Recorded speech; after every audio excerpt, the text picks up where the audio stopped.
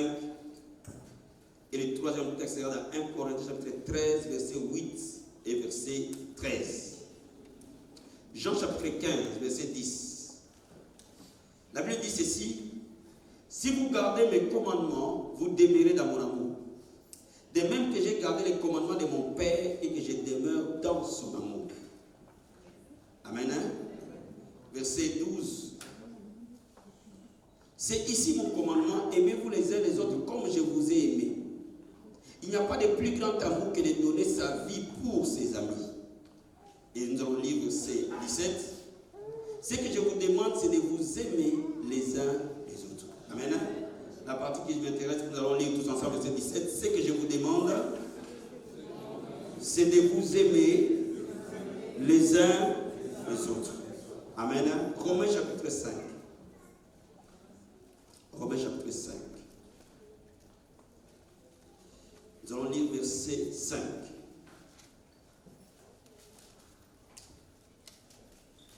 Romains 5, verset 5. La Bible dit ceci: oh, l'espérance ne trompe pas, parce que l'amour de Dieu est répandu dans nos cœurs par le Saint-Esprit qui nous a été donné. L'amour de Dieu est répandu dans nos cœurs par le Saint-Esprit qui nous a été donné. Amen. 1 Corinthiens chapitre 13. Juste 1 Corinthiens 13. Nous allons prendre verset 8. 1 Corinthiens 13, verset 8. Et nous allons prendre aussi verset 13. La Bible dit ceci: l'amour ne périt jamais. Les prophéties prendront fin, les langues cesseront, la connaissance disparaîtra. L'amour ne périt jamais. Les prophéties prendront fin, les langues cesseront, la connaissance disparaîtra. Verset 13. Maintenant donc 3 choses demeurent: la foi, l'espérance et l'amour. La plus grande de ces choses, c'est l'amour. Amen. Nous allons prendre verset 13, nous allons les lire ensemble. Maintenant 3 choses demeurent: la foi, l'espérance, la charité. Mais la plus grande de ces choses, c'est la charité. Est-ce qu'on peut acclamer la parole du Seigneur? Veuillez vous asseoir s'il vous plaît. Ce matin, je vais te parler de 7 clés pour développer l'amour. 7 clés pour développer l'amour. Amen. Comme j'aime toujours commencer mon enseignement par l'Ancien Testament, parce que la Bible, elle est une et indivisible. Elle commence dans l'Ancien et elle finit dans le Nouveau Testament. Amen. Quand vous lisez le livre de 2 Samuel chapitre 1, au verset 17 jusqu'à 22, vous allez trouver un cantique que David a écrit quand Saoul et Jonathan sont morts. David a écrit un cantique pour Saoul. Il dit: comment les héros sont-ils tombés dans la bataille? Il dit que Saoul était plus léger que l'aigle. Il dit comment lui, il a cessé de couler sur la lance de Saoul. Des paroles très profondes. Des paroles qui exprimaient l'amour que David avait de son ennemi juré, Saoul. Nous savons tous que Saoul voulait nécessairement la mort de David. Nous savons tous que si Dieu avait permis que Saoul rencontre David, il l'aurait nécessairement tué. Mais cela n'a jamais enlevé l'amour de David envers Saoul. Mais il est parfois plus facile d'aimer les gens qui nous aiment. Mais parfois il est beaucoup plus difficile d'aimer les gens qui nous maltraitent et qui nous haïssent. Mais parce que David était la préfiguration du Christ, parce que David était l'image du Christ, David vivait dans un amour agapé, un amour surnaturel. Le thème de ce matin, je ne parle pas de l'amour d'un homme et d'une femme, que la Bible appelle l'amour philéo. Mais je parle de l'amour agapé, qui est l'amour universel, qui est l'amour qui doit régir l'Église, qui est l'amour qui doit régir les frères et sœurs, qui est l'amour qui doit régir l'homme avec un autre être humain. Mais je vais te dire quelque chose. Il y a un denrée rare dans ce monde. Il y a quelque chose qui sera de plus en plus rare dans ce monde. Ce n'est pas l'argent. Ce n'est pas le travail. Ce n'est même pas les papiers. Ce n'est même pas les remèdes. Mais quelque chose deviendra de plus en plus rare, c'est l'amour. Donne-moi un amen. Oh, je pensais que tu allais me donner un amen bien. Amen. Alléluia. Il y a une chose qui va devenir rare.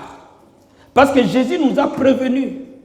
Parce que le mal prévaudra. L'amour de beaucoup se refroidira. Le Seigneur nous avait déjà prévenu que dans les temps de la fin, l'amour deviendra rare.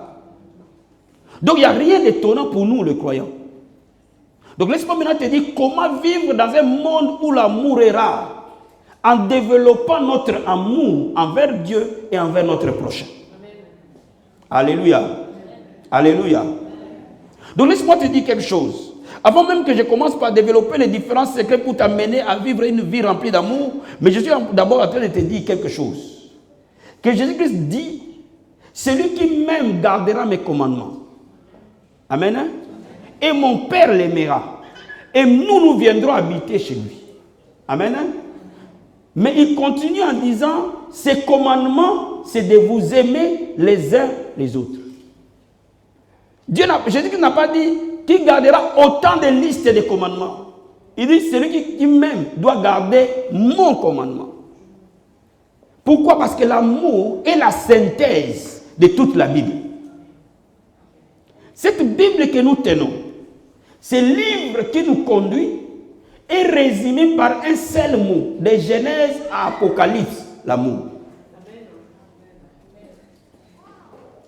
Lorsque nous enlevons l'amour, notre foi chrétienne elle est fausse. Lorsque nous enlevons l'amour, notre foi elle est fausse. C'est pour ça que Jésus dit, le plus grand commandement, c'est d'aimer l'Éternel ton Dieu de tout ton cœur, de toute ton âme, de toute ta force, et d'aimer son prochain, le deuxième. Et c'est ça, la loi et les commandements. Donne-moi amen. Donne-moi amen. Alors Jésus-Christ dit, si vous gardez ces commandements-là, en d'autres termes, si vous vous aimez, moi je vous aimerai et je viendrai habiter en vous. Vous allez devenir le temple de mon esprit. Donc il était en train de dire quoi? Il était en train de dire que l'amour est la porte qui ouvre la présence de Dieu dans notre vie. Il est en train de nous dire que la délivrance, elle est bien. La guérison, elle est bien. Le miracle est bien. Mais lorsque l'amour n'est pas, toutes ces choses ne sont pas non plus. Laisse-moi revenir à quelque chose que je suis en train de te dire. Comme je vous ai dit tout à l'heure que Jésus nous avait prévenu que l'amour deviendra rare. Le monde peut nous envahir et que nous oublions la règle d'or de la foi chrétienne, c'est de nous aimer. La règle d'or de la foi chrétienne, c'est de nous aimer. Et parce que Jésus dit que si vous vous aimez, le monde saura que vous êtes mes disciples. Laisse-moi te dire, il montrait par là que l'amour est le déclencheur du miracle. L'amour est le déclencheur de la gloire. L'amour est le déclencheur de l'exaucement. L'amour est le déclencheur de tous les bienfaits de Dieu dans notre vie. Mes amis, laisse-moi te dire quelque chose. Le diable peut imiter la puissance. Le diable peut parler sous forme de prophétie. Dans la Bible nous dit que cette femme à qui est prophétisée par l'esprit de Python a dit à Paul que celui-là est un serviteur de Dieu. Il n'a pas menti. Donc le diable peut imiter la prophétie. Le diable peut parler par divination et ça tombe exact. Cela ne veut pas dire que quelque chose qui tombe exact est nécessairement divin. Mais je connais une chose que le diable ne pourra jamais imiter, l'amour. En aucun cas le diable t'aimera, frère. Donne-moi amen. Donne-moi amen. En aucun cas le diable arrivera à aimer. Le diable peut guérir un aveugle. Le diable peut faire marcher un paralytique. Ah oui. Le diable peut dire des choses qui sont vraies. Ah oui. Mais le diable n'arrivera jamais, alors jamais, à aimer l'homme. Parce que l'amour n'est pas en lui. Donne-moi amen. Donne-moi amen. Donne-moi amen. Donc cela revient à dire que lorsque moi je refuse d'aimer, je quitte d'être le fils de mon père, je deviens fils du diable.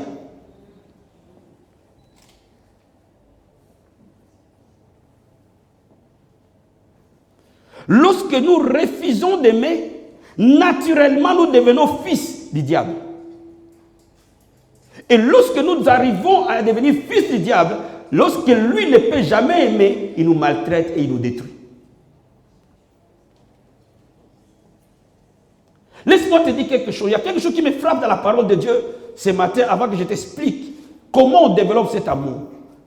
L'apôtre Paul dit que l'amour n'échoue jamais. L'amour ne faillit jamais. Cela veut dire que celui qui marche dans l'amour devient naturellement un vainqueur universel. Donne-moi amen. Donne-moi amen. Je vais te dire quelque chose, frère. L'homme n'échoue que lorsque l'amour sort par la fenêtre. Dans une famille, dans une église, dans une entreprise, dans quelque chose où les gens se rassemblent, lorsque l'amour quitte, la destruction entre. Donne-moi amen. Donne-moi amen. Donne-moi amen. Je vais te dire, dans ta vie, les jours où l'amour va quitter ton cœur, c'est ces jours-là que la destruction viendra dans ta vie. Parce que la Bible dit que l'amour n'échoue jamais. L'amour ne faiblit jamais. Mais pourquoi l'amour n'échoue pas? Parce que l'apôtre Paul dit que dans toute la marche chrétienne, il y a trois choses qui demeurent. Il y a la foi qui demeure. Il y a l'espérance qui demeure. Il y a l'amour aussi qui demeure. L'espérance, c'est quoi? C'est la foi du futur. Mais l'apôtre Paul dit, l'amour est plus grand que toutes ces choses. C'est là que je viens à dire quoi? Écoutez-moi bien. La Bible dit, si vous avez la foi, vous direz à cette montagne de se lever, de se jeter dans la mer. Cela veut dire que la foi a une puissance illimitée. La Bible dit, tout est possible à celui qui croit. Laisse-moi te dire, cela veut dire que lorsque tu crois, tout devient possible. Lorsque tu crois, la puissance de Dieu devient possible dans ta vie. Lorsque tu crois, la puissance de Dieu move dans ta vie. Mais la Bible dit encore que l'amour est plus puissant que la foi.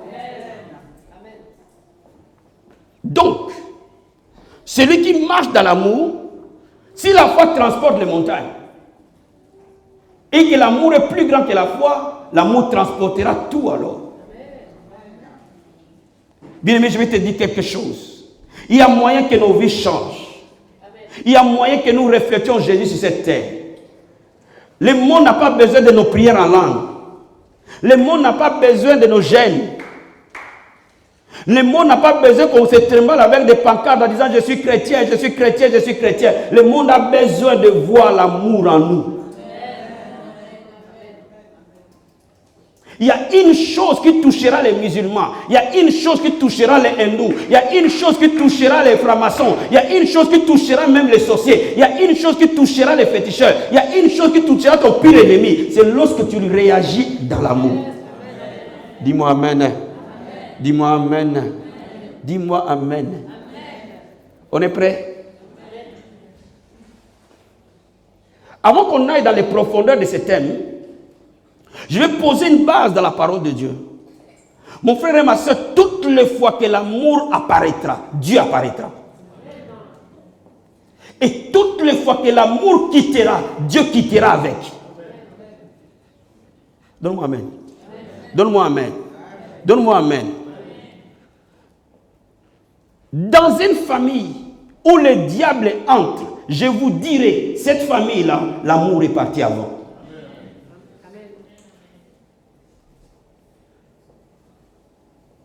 L'amour protège. L'amour garde. L'amour redonne vie.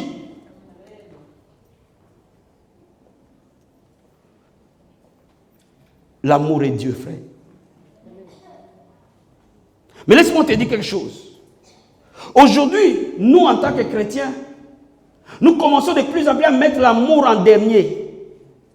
Mais c'est là où il faut commencer. Nous devons commencer dans l'amour. Parce que l'amour est d'abord une décision avant d'être un sentiment. Je veux dire à quelqu'un bien-aimé, prends la décision aujourd'hui d'aimer et de vivre que pour aimer.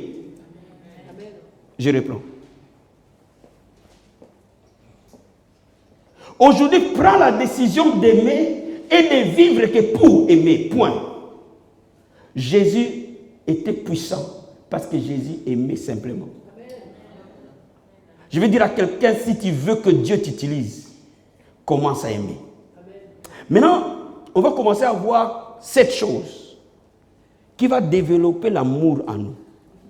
Amen. Hein? Comme la Bible nous dit que tout ce qui vient de Dieu est une sémence. La foi est une sémence. La prière est une sémence. L'onction est une sémence. L'amour aussi est une sémence. Alors toute sémence doit être plantée et doit être arrosée pour qu'elle devienne forte et grande. Maintenant, la première clé qui va nous amener à développer notre amour, et je considère cette clé, c'est par elle que tout tourne. Quand cette clé elle est ouverte, elle ouvre les autres portes. Mais quand cette clé n'est pas ouverte, les autres portes de l'amour auront du mal à s'ouvrir. Regardons la Bible dans le livre de Matthieu chapitre 5. Oh, j'aime mon Seigneur Jésus-Christ. Il n'y a jamais eu des gens comme lui. Alléluia. Il n'a jamais eu d'enseignant comme lui. Alléluia. Matthieu chapitre 5. Sois avec moi au verset 43 et au verset 44. La Bible dit ceci. Vous avez appris qu'il a été dit, tu aimeras ton prochain et tu haïras ton ennemi. Ça, c'est la loi de Moïse. Amen. Vous avez appris dans la loi de Moïse que tu vas aimer ton prochain et tu vas haïr ton ennemi. Mais moi, oh my God, je vous dis, aimez vos ennemis. Bénissez ceux qui vous maudissent. Faites du bien à ceux qui vous haïssent. Priez pour ceux qui vous maltraitent et qui vous persécutent. Afin que vous soyez fils de votre Père qui est dans les cieux. Car il fait lever son soleil sur le méchant et sur le bon. Il fait pleuvoir sur les justes et sur les injustes. Il continue en disant, si vous aimez ceux qui vous aiment, quelle récompense méritez-vous? Les publicains aussi n'agissent-ils pas de même? Si vous saluez seulement vos frères, que faites-vous d'extraordinaire? Les païens aussi n'agissent-ils pas de même? Soyez donc parfaits, comme votre Père céleste est parfait. Alléluia. Écoutez-moi maintenant. Notre Seigneur a mis la barre à un niveau le plus élevé. Il dit, la loi de Moïse veut que toi et moi, nous puissions détester ceux qui nous détestent. Le monde veut que si tu me donnes un coup, que je te donne 2 coups. Le monde veut que si tu me critiques, je te critique. Le monde veut que si tu m'insultes, je t'insulte. Mais dans le royaume de Dieu, lorsque le mal nous atteint, nous devons réagir par le bien. Dans le monde physique, lorsque le mal nous atteint, nous retournons plus de mal qu'avant. Mais Jésus-Christ dit, en cela nous ne sommes pas différents des païens et des publicains. Laisse-moi te dire quelque chose. Lorsque réellement tu commences à aimer les gens difficiles, parce que tu as décidé de les aimer, non pas parce qu'ils sont aimables. Il y a une différence entre être aimable ou avoir envie d'aimer et de décider d'aimer. Parce que nous ne pouvons pas changer l'homme. Il sera exactement ce qu'il est. Mais nous pouvons décider de savoir comment traiter l'homme. Dis-moi amen. Dis-moi amen. Laisse-moi t'expliquer, frère. Tu ne peux pas empêcher quelqu'un de te critiquer. Tu ne peux pas empêcher quelqu'un de ne pas t'aimer. Mais tu as la possibilité de savoir comment tu réagiras lorsque les gens te critiquent.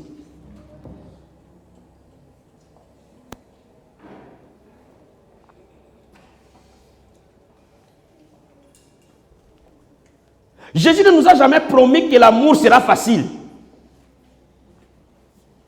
Bien, mais je vais dire à quelqu'un, le chemin de l'amour est le chemin parfois le plus difficile. Amen. Dans le monde d'aujourd'hui, le chemin de l'amour est le chemin le plus difficile. Mais c'est aussi les chemins les plus glorieux.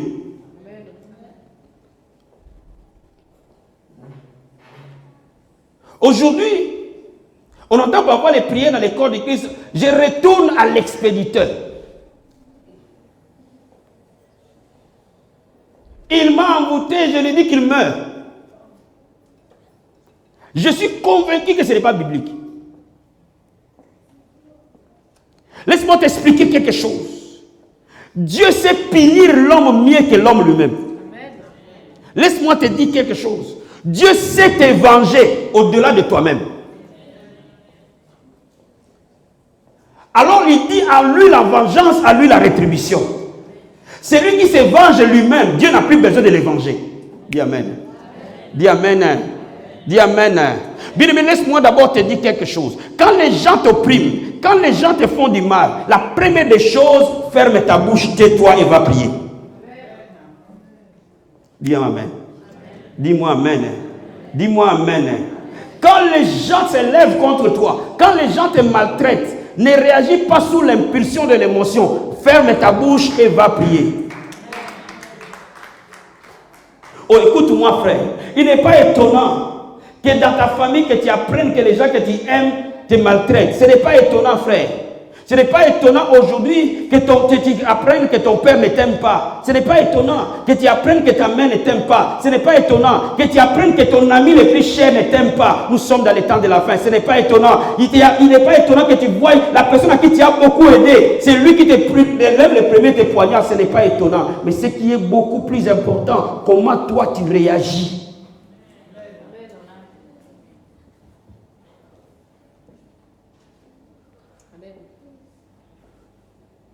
Laisse-moi te dire quelque chose. Dieu n'aime pas que nous utilisions notre bouche pour maudire. Parce que nous sommes un avec lui. Et quand notre bouche qui est censée donner vie commence à donner la mort, c'est la destruction totale. Alors il te dit, toi, que de ta bouche ne sortent que des paroles de bénédiction. Donne-moi Amen. Donne-moi Amen. Donne-moi Amen. Donne-moi Amen. Jésus marchait dans ces mêmes principes. Les gens qu'il a créés lui-même l'ont laissé à moitié nu en train de les flageller en plein soleil. Vous pouvez vous mettre à sa place? Mais qu'est-ce qu'il dit à la fin? C'est-à-dire, pardonne-le. Parce qu'ils ne savent pas ce qu'ils font. Mais laisse-moi t'expliquer quelque chose. Les centeniers qui étaient chargés de les tuer, c'est-à-dire l'officier qui avait la mission d'exécuter Jésus-Christ, en écoutant Jésus parler, qu'ils disaient pardonne-le, parce qu'ils ne savent pas ce qu'ils font. Il dit certainement cet homme était juste. Dis-moi Amen. Dis-moi Amen. La réaction du Christ face à la mort et à la souffrance a touché le cœur de ce centenier. Et ce centenier, je suis sûr et certain qu'il a été converti. Mais quand les gens attendent à ce que tu réagisses en mal, tu réagis en chrétien, tu les as donné une bonne leçon de vie. Dis-moi Amen. Dis-moi Amen. Dis-moi Amen. La première clé vise à ne jamais répondre par le mal. Fais le choix, frère, de ne jamais répondre par le mal. Fais le choix, ma soeur, que chaque fois que tu reçois un coup, réponds par le bien. Comme la lumière règne sur les ténèbres, le bien régnera sur le mal tout le temps. Je reprends. Comme la lumière règne sur les ténèbres, le bien régnera et triomphera sur le mal tout le temps. Celui qui se lève et te frappe est déjà sous ton pouvoir. Donne-moi Amen. N'aie pas peur et ne t'effraie pas sur le méchant. Parce que les méchants ne peuvent pas se tenir dans l'assemblée des justes. Celui qui choisit de te maltraiter a choisi sa propre chute. Ah, dis-moi Amen. Oh, donne-moi Amen. Oh, donne-moi Amen bien. Donne-moi amen bien.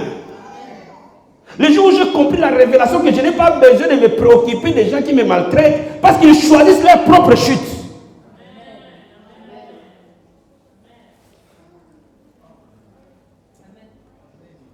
Ne perds pas ton énergie, ne perds pas ton temps, ne perds pas ta concentration à te préoccuper de tes ennemis. Ils ont choisi leur propre chute. La Bible dit les méchants ne triomphent pas dans l'assemblée des justes. Alors si je marche dans l'amour, je marche dans la justice. Alors si tu marches dans la haine contre moi, tu as choisi ta propre chute. Laisse-moi, les sorciers de ta vie ont choisi leur propre chute. Observe-le bien. Tu vas voir qu'ils vont avoir une mort atroce.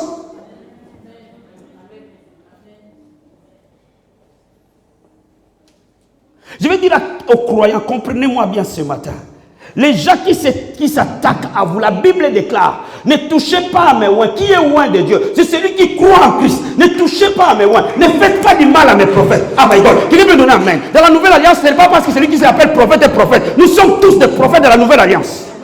Donne-moi amen. Écoute-moi bien. Ce n'est pas parce qu'on t'a mis une robe blanche qu'on t'a dit que tu es prophète, que tu es prophète. Non. Dans la nouvelle alliance, nous sommes tous la bouche de Dieu. Cela veut dire que la Bible dit, ne faites pas du mal à mes prophètes. La Bible dit, j'ôterai la vie à ceux qui les auront opprimés. C'est assez suffisant pour que Dieu traite ta situation.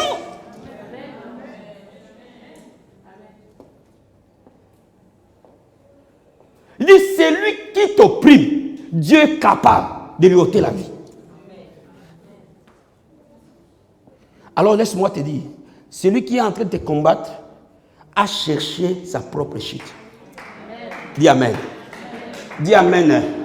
Dis amen. Alors ne l'aide pas à se relever.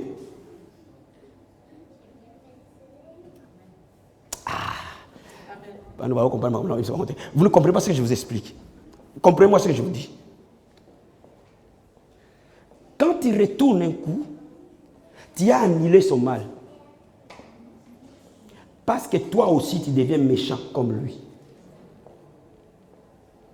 Au fait, quand les chrétiens se défendent eux-mêmes, ils annulent l'efficacité de la colère divine.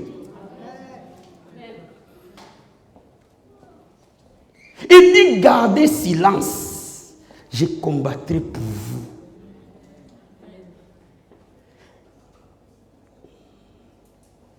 Ne perdez pas votre temps à prier contre les sorciers de votre famille. De toutes les façons, ils ne peuvent jamais vous tuer.